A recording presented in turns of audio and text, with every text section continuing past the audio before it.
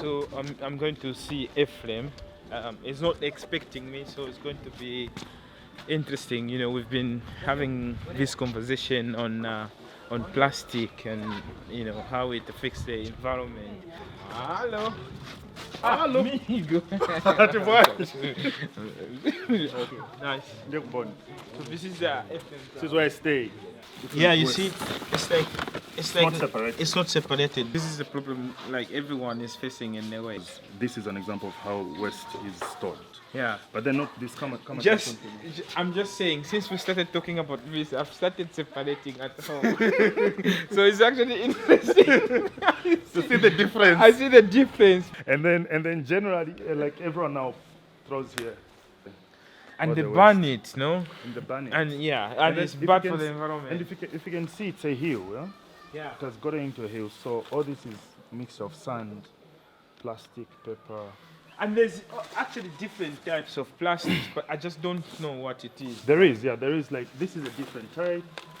So they were trying to burn it, but it's not burning. Like this is metal, so they couldn't want to burn. It just is. I think The thing is, it's that gap, you know? Yeah. Waste is there, and the thing is, there's just no one to constantly come and pick it up and Yeah. take it to a place that is much safer. But the thing is that if it's going to pile more, it may cause like disease in the yard and whatnot. Yeah, So yeah. they'd rather burn it so that it shrinks, it stops. Yeah. There's a number of shops where people are selling plastic and selling, you know, like products, and there's all this plastic in it.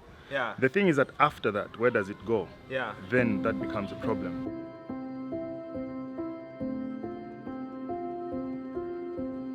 Zambia is a beautiful country.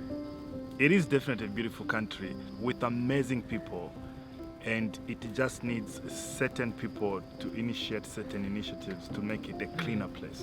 You know, Zambia is particularly beautiful, like Ephraim is saying. Of trees, you find like Yeah. mukuba trees. Yeah. You find all these interesting things. Yeah. Like before in garden, you could find any fruit any in the fruit world. in the world, you'd find it in garden. But where are these things? You know? Yeah. Like now it's just a lot of like dumps of rubbish everywhere, and we feel like we want to bring back the garden. We know. And as well, I think I'm not going to be happy to realize that after some years, Zambia is full of plastic, and there's no nature like that anymore. So this is for 28,000 people. This is where they throw garbage. Yeah, and then this is the end result. Especially Look what is happening behind you. You see the guys, because it's raining and they're sweeping the plastics and they're actually pushing them in the drainage. For people to clean their surrounding, they have to like wash the garbage and they're throwing it in the drainage because they don't know where to take it. And you know what? I think sometimes the solutions are there. So we're thinking with a project like this, I think then we're going to have a system that can collect and just empower people with information on how best they can be separating these things. Yeah, I feel like if we can like sensitize, if we can engage the community, you know, like a channel and maybe a system, engage the government, engage the local people. This area is where we have these two gentlemen who are actually one of the people that volunteered to be community champions. The reason why I've volunteered in this project is that plastic has become a problem, like in the area where we stay in Kanele. People are throwing anyhow.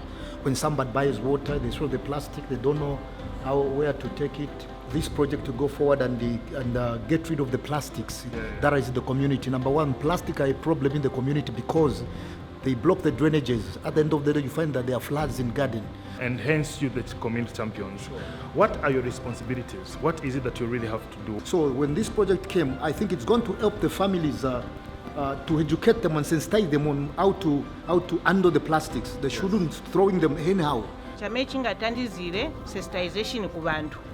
Ifunika kusebenzisako na megafoni mwenda mu laundamu. Olo door to door. What we want basically is sustainable solutions to these problems, and we want something that benefits the community, because if they know that they're benefiting, if they know that, then they'll be part of it. It is such an honor to be part of this project as a young person, because we get to set an example for the older people. It's up to us to show them what we can achieve just by taking a step forward, and then they can take the next, trailing right behind us.